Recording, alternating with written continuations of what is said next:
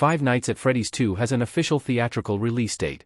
The original 2023 movie, which followed Mike, Josh Hutcherson, getting a job as a security guard at a closed-down family restaurant filled with haunted animatronics, was based on the video game series of the same name created by Scott Cawthon.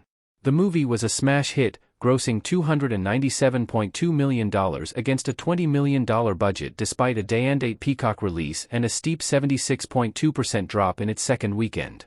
In the wake of the success, the sequel Five Nights at Freddy's 2 was confirmed to be greenlit in early 2024. Universal Pictures has now announced the official release date for Five Nights at Freddy's 2. The anticipated horror sequel is currently slated to come to theaters on December 5, 2025. This date comes just 3 weekends before Christmas, which will likely be dominated by the planned releases of the upcoming franchise blockbusters The SpongeBob Movie, Search for SquarePants and Avatar 3. Matthew Lillard, who starred in the first movie as villain William Afton, celebrated the news and confirmed his return with a post on Instagram, writing, December 2025.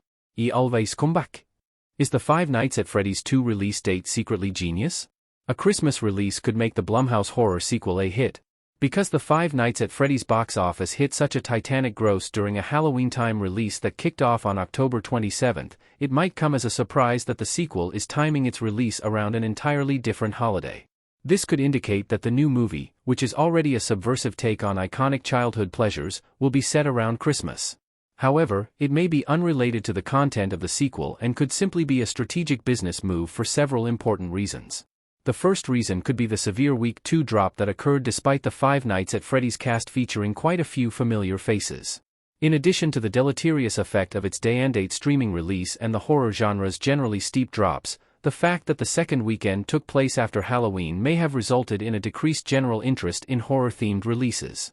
Coming out further from Halloween may reduce associations with the horror-tinged holiday.